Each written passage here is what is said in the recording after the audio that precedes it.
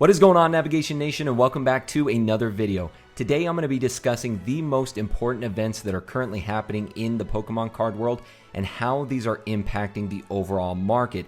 And based upon these events, I'm also going to give you guys my recommendations on which products I think you should buy, which products I think you should hold, and which products I think you should sell. And if you're the type of person that is passionate about collecting and investing in the Pokemon card hobby, then be sure that you check out my new website, PokeNavNation.com. There you can buy all kinds of vintage and modern products. You can also get in on vintage modern box breaks, get your chance to get in on some of these hard to get products, as well as be able to work with me one-on-one in a consulting session. So be sure that you check out PokeNavNation.com for all of your Pokemon collecting and investing needs. So without further ado, let's go ahead and jump right into it, starting off here first with the most recent event that has occurred, and that is the Logan Paul box break. I'm sure many of you are familiar with this.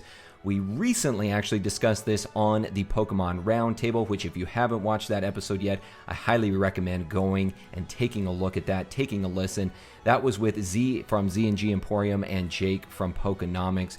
We talked about the impact that we all thought that this new Logan Paul box break was going to have on the overall markets. And guys, if you thought that this was the last time that we're going to see a Logan Paul box break, I think you are sadly mistaken. Remember, this guy has 6 first edition base set booster boxes, and if you think that he's just going to open one of those after the huge success that this last box break had and how much revenue it actually brought in from the auctions on those booster packs, Logan Paul is not dumb. We are going to see more and more of these box breaks happen throughout this year, perhaps even into next year.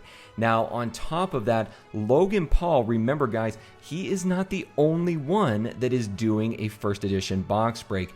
We also have the one and only Leonhart, perhaps the biggest name in the Pokemon card community. Leonhart has also announced that he is going to be doing a first edition base set box break as well. And as much notoriety that Logan Paul garnered for his box break, I think Leonhart, there might be even more. Even though Logan Paul has a much larger community on YouTube, Leonhart also is more tailored to the actual Pokemon community. He's really the face of the Pokemon card world in many respects, and so I can guarantee you when Leonhart does his box break, there will be a lot of people getting in on that and a lot of eyes around that as well. So that is the big, most recent news that has occurred, and I think that we're going to see more of this as we go throughout 2021. The other thing is simultaneously occurring with that Logan Paul box break was Pokemon Day, and Pokemon Day for, more importantly, the 25th anniversary. And I have to say, guys, this was perhaps the most anticipated Pokemon Day I have ever seen. Not just from the standpoint of the hype that is created around that, but the amount of people that were involved in this particular Pokemon Day. And the one thing that I gained from all of this is Pokemon has now realized the impact of influencers and celebrities on their overall brand. Obviously, Logan Paul, we just discussed him, but now Pokemon is introducing a lot of big celebrities. Most recently, Post Malone with his concert. Pokemon now has various concerts scheduled throughout the year with bigger celebrities like Katy Perry, and I would assume they're going to bring on even more. And all this is going to do is just lend to more of the hype, more of the notoriety, and more of that collaboration between celebrities. We've seen people like Steve Aoki who have also gotten in on Pokemon, so it just seems to continue to build upon the previous year in bringing more big name people into the hobby. So I think what Pokemon is doing is basically giving us a slow drip, kind of an IV of hype all the way throughout the year, and they're just going to continue to include more and more celebrities, more and more influencers to bring in an even greater amount of people into the overall hobby. So that is something else that is really most important right now, in my opinion, is the 25th anniversary and the new strategies that Pokemon has been utilizing to bring more people in.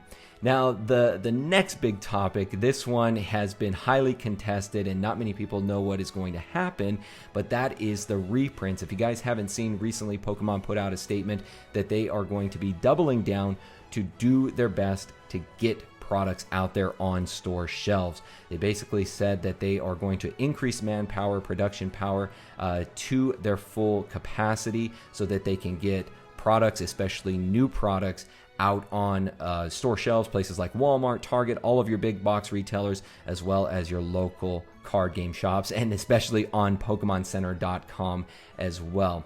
Now, with this being said, I think that they're going to concentrate most of their efforts on Sword and Shield series. This is the newest series. It was, Sword and Shield base set started out in early last year in January of 2020. I think if they're going to focus on one particular series to make sure that there is enough product out there, it's going to be Sword and Shield base set and thereon. So basically everything that came after that. The other thing that we have to take into consideration here is that the end of the pandemic is in sight, guys. We are starting to get to the end of this, and with that being said, more and more people are going to be going back to work, and more manpower is going to go into producing more product. Pokemon has already confirmed of 2 large printing factories that will be developed in the southern United States to really bring their production capacity up to full power. And as I said, now that we're getting closer to the end of the pandemic, more and more efforts are going to be focused on getting products out there and getting reprints on store shelves. So another big topic here had to address here in the beginning. And as I said, guys, all of this will tie into the buy, hold, and sell strategies that I've got tailored for you. The last one here, and it has to be discussed, it's not necessarily Pokemon specific, but it is a very big factor in the overall Pokemon economy, if you will, and that is stimulus. Now, many of you out there from outside of the United States may be thinking yourselves, well, this doesn't have a whole lot of effect on me, but you will see why it does. So the US government is very close to securing another large stimulus package. It recently just passed the House of Representatives and now is on the Senate floor, and is looking more and more likely that the American people are going to get another large round of stimulus in their hands. Now, as I said, you may be thinking to yourself, if you live outside of the US, that it doesn't affect you. But remember this, guys, the US is by far the largest market for Pokemon cards and products. And this is for all 3 of the big areas. That's collecting, investing, and competitive play. The US is by far the domineering factor in all of those 3 areas. And that is going to have a big effect on the rest of the world and the rest of the world's overall economy when it comes to the Pokemon market. So with this stimulus, guys, this ultimately means that there is going to be more purchasing power by the average consumer. So more money in hands means more money that can be spent, and that's really what the government wants to do. They want to put more money in your hands so that you spend that money so it increases overall GDP. Now, as I said before, we're getting to the end of the pandemic, but we're not quite there yet. So what does that mean? People aren't going to be spending money on vacations. They're not going to be spending money on many of the other amenities that have been there in the past. So just as we saw in 2020, much of that spending power was spent on other things, different alternatives, and Pokemon was one of those that was a really big spending measure for a lot of Americans. So again, I think that the stimulus that is very close to passing, I think that's going to have a big impact on the overall markets. And as I said, all of these big 4 topics that we're discussing today really go into my recommendations here for buying, holding, and selling. So now that we've discussed all of those various factors impacting the Pokemon cards market, let's get right into my recommendations here for buys, holds, and sells. We'll go ahead and start with buys first off. And the first one here my recommendation for products you should be looking to buy, that is CGC graded vintage near mint to mint cards. And here is why, guys. CGC is a little bit different than PSA or Beckett in that they use a combination of both human graders, as Beckett and PSA do, but they also use a combination of algorithm-based grading. So as you guys might have seen, as more and more cards are starting to come out onto the open market by CGC, it is very, very difficult to get those cards in a near mint and especially a mint status. So I've been keeping tabs on eBay, DA Card World, all of these different sources, and what you will see out there time and time again is that very often those cards that are coming back as especially CGC 9s are very, very strong candidates for PSA 10s, and that is because CGC has a much more strict grading criteria by using that algorithm-based grading protocol. So if you look at it, if you look at the price differential between a CGC 9 and a PSA 10, it can be massive, sometimes double, triple, or more of the price that it's going for in a CGC 9. So I think if you're seeing cards out there on the open market that are in a, a minimum of a CGC 8, 8.5, and especially a 9, I would definitely pick those cards up because those are very, very strong candidates for PSA 9s, PSA 10s, and I think if you had those regraded, if you broke it open, or if you sent it in for a cross grade, which I don't believe PSA is actually accepting at this moment, but eventually if you sent those in for a regrade, chances are they're going to come back in a higher grade just because of that much more stringent grading criteria.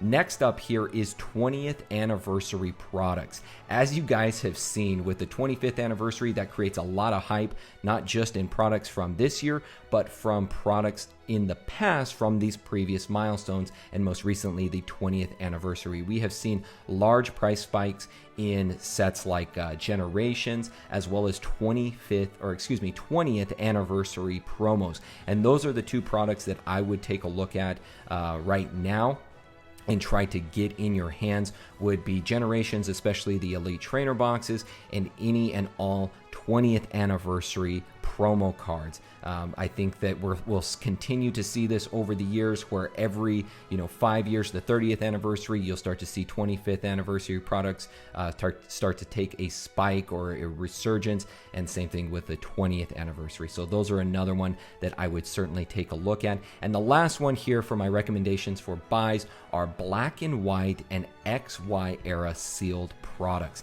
Now, Black and White base set is coming on its 10th anniversary, or its 10th birthday. So in April of this year, we will have the 10th anniversary of the original Black and White base set.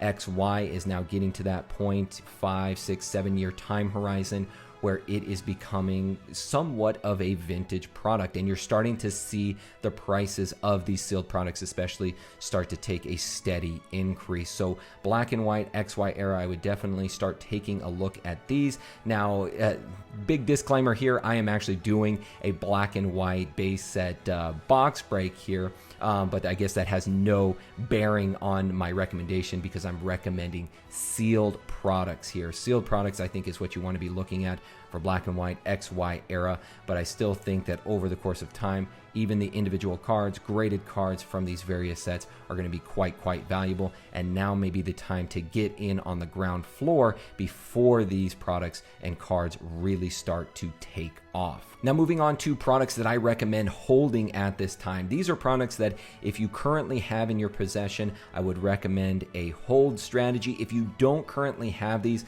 I wouldn't necessarily recommend going out and buying them because they are at pretty high price points right now. I would really only recommend holding these products if you already have them in your possession.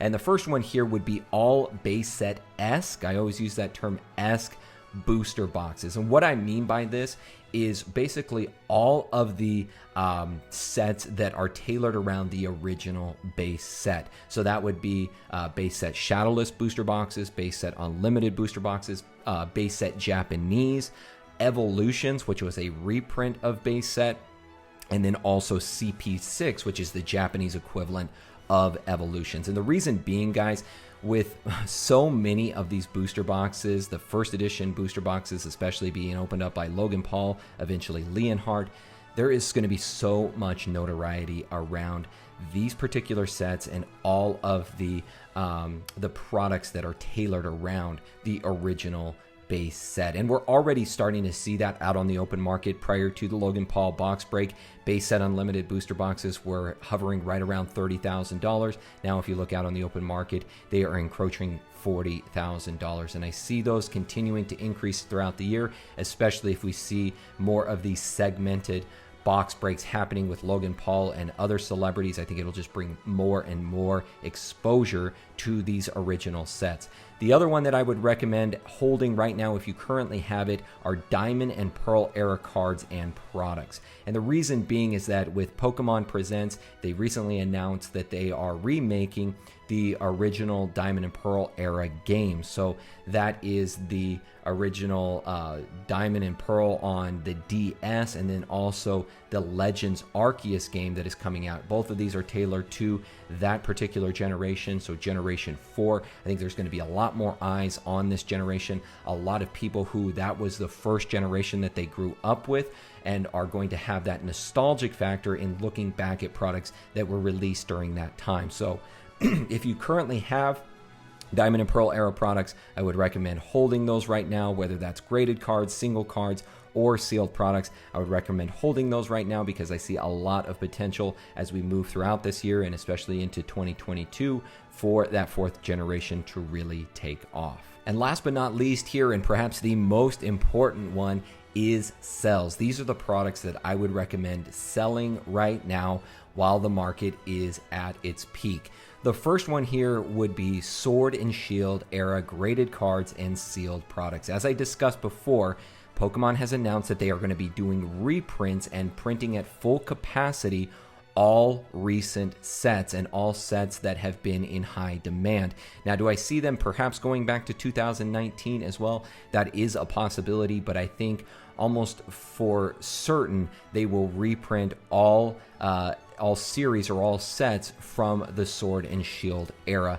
So again, these are probably going to be the most reprinted products. There are probably going to be a ton of these out on store shelves, and I really think that you're going to see the prices start to take a hit out on the open market, whether it's sealed products or graded cards. Because of the massive reprints, you're going to see a lot of these products start to fall out on the open market because most people have been taking advantage of the very limited supply, especially most recently with Shining Fates. There's hardly been any product out there, so the people that have been able to garner these products are selling them at a much, much higher premium. But I think once these reprints start to happen, those are the sets that Pokemon is really going to focus on, and so you're going to see the prices fall. So if you are going to sell, these are the products and particular cards that I would recommend selling now while the price is still high. Now, in the long term, does this really affect you? Probably not. If you plan on holding these products for 5+ years, then you probably don't have a whole lot to worry about. But if you're trying to take advantage of short-term gains on those products, now would probably be the time to sell before a lot of these reprints start to happen. The other thing to keep in mind here is it is possible that the Japanese products won't see the same level of reprint, so that may be an area to look at if you're looking to hold products for a little bit longer time horizon, maybe take advantage of even more gains in the overall market. You might want to start looking more towards the Japanese equivalents of the Sword and Shield era sets. And then the last one here that I would recommend selling to try to take advantage of these price spikes in the market would be Hidden Fates and Evolutions graded cards. Now, referring back to that conversation, that round table that I had with Z and with Jake, one of the questions that we talked about, or one of the discussions, was about PSA and the changes that is going through, but it also got into what cards that Z sees most often as being a middleman for PSA that people are submitting. And he said by and large that it is Hidden Fates and Evolutions.